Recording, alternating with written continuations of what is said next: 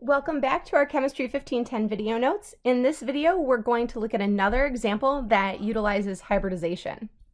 So if we first look at the Lewis structure for C2H4, it looks like this, where you have a double bond in between the two carbon atoms.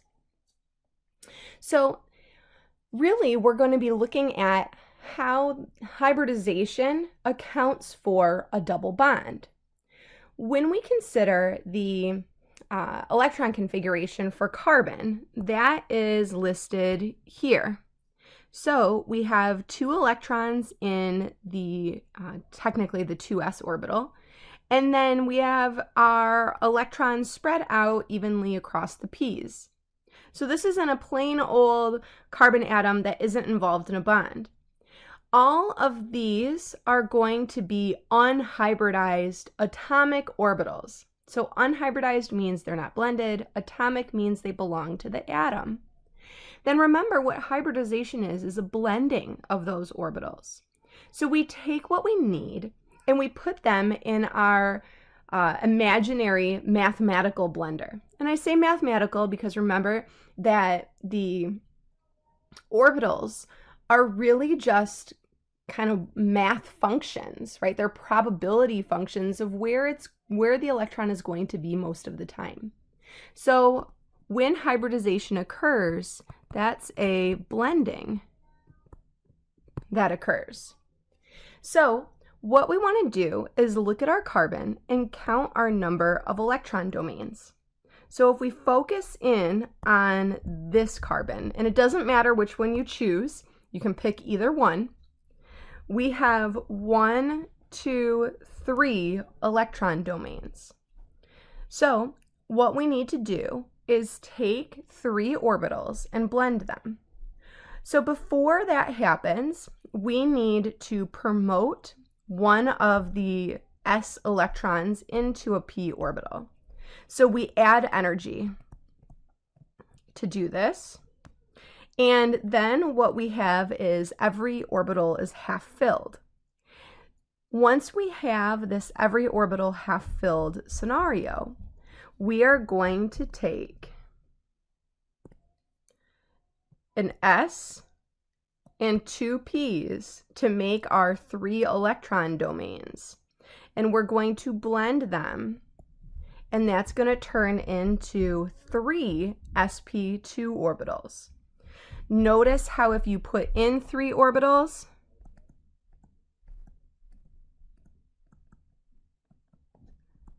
to our hypothetical blender, you get out 3 orbitals.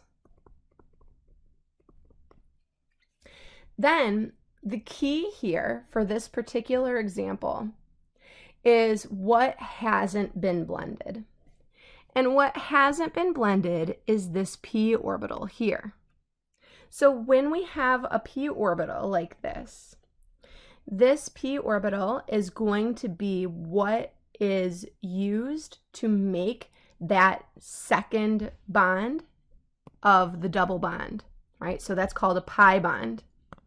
So when we start looking at the types of bonds that are formed, sigma bonds tend to form between hybrid orbitals and s orbitals, or even p orbitals in a particular fashion that I can draw on the next page. And then bonds between 2 p orbitals overlapping side by side, and by that we mean here's your p orbital, here's your other p orbital. When they overlap above and below the nodes, where this here is your node where no electron density exists, that's a pi bond.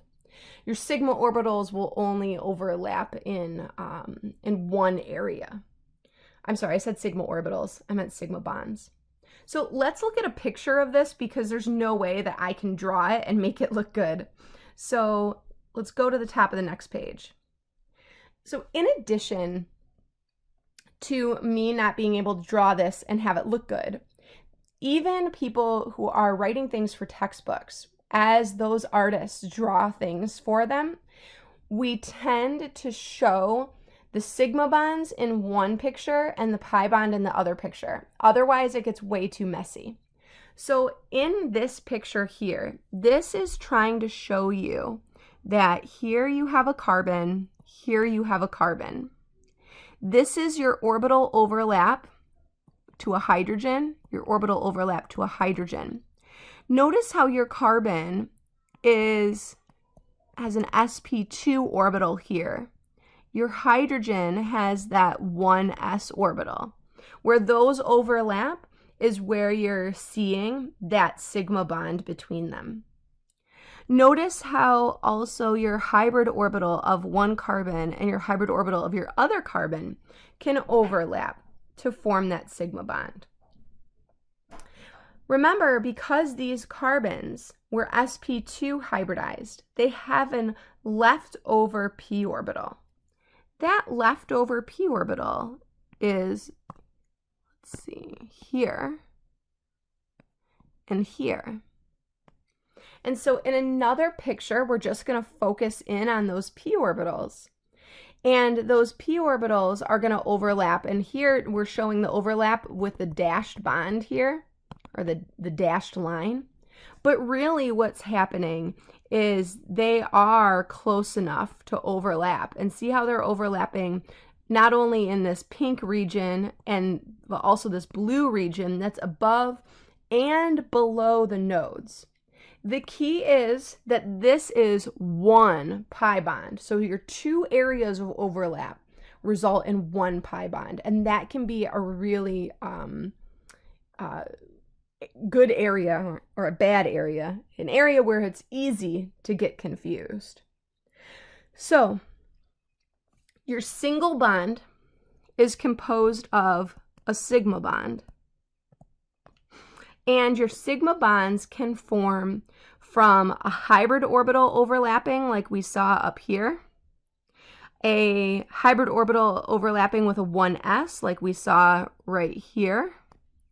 And your sigma bond can also happen a little less commonly where two p orbitals overlap like this, where they're overlapping just in one lobe. Then your double bond has one sigma and one pi. Remember that your pi bonds are overlap of two p orbitals, both above and below the nodes. You're seeing overlap. So if we continue this trend, our triple bond is going to consist of one sigma and two pi. So let's look at a little summary on the next page, talk about what we should be able to do for the exam. So here's your summary of valence bond theory. You have sigma bonds that are going to determine the overall shape of that molecule. Hybrid orbitals are going to help determine the shape, and they're also going to hold lone pairs.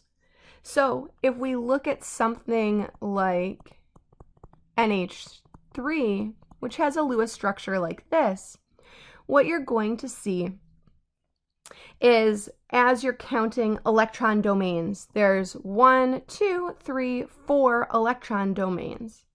Because you have 4 electron domains, you need an sp3 hybrid orbital set, and that means that this lone pair is going to live in an sp3 hybrid orbital. So the way you figure out the number of hybrid orbitals is you look at the electron domains. If you're struggling counting electron domains, simplify it as attached atoms and lone pairs. That way, if you have a structure like this one, where you're not sure how many electron domains you have, you consider the carbon, and the carbon has 1, 2 atoms attached, and no lone pairs directly on the carbon. And then we just talked about how double bonds and triple bonds can be broken up into a quantity of sigma and pi. So what are some typical exam questions? So first of all, the most universal exam questions are going to be things like, if we go back to the CO2 example, we're going to ask, what's the hybridization of the central atom? So knowing that this is an sp2 hybrid orbital would be a good thing to be able to do for the exam.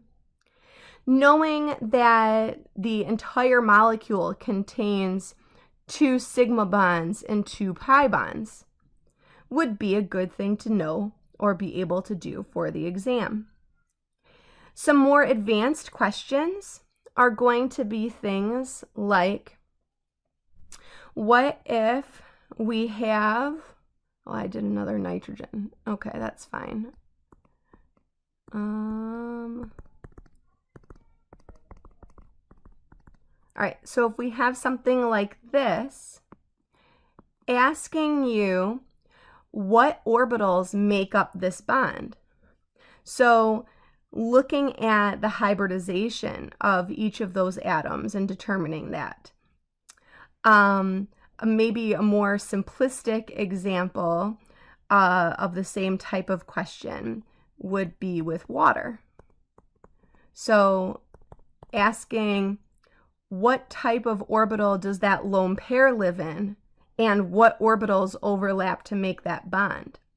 And this is really a good one to focus on because your chemistry teacher thinks that once you get to this point, that you should be able to take this hybridization information and just automatically answer those questions. But what I found over time is that's not true. So there's really a disconnect between telling what the hybridization is and knowing what that means. So if we look at the H2O molecule, you should be able to tell me that the H2O, that oxygen, is sp3 hybridized. So if that oxygen is sp3 hybridized, then this lone pair lives in an sp3 hybrid orbital, and this lone pair lives in an sp3 hybrid orbital. And because that oxygen is sp3 hybridized, that means the sigma bonds here are made from an oxygen's sp3 hybrid orbital overlapping with the hydrogen's 1s orbital. So those are the kinds of things that you should be looking forward to when we start talking about hybridization and the exam. So, as always, thank you for your attention. This is Katoni signing out.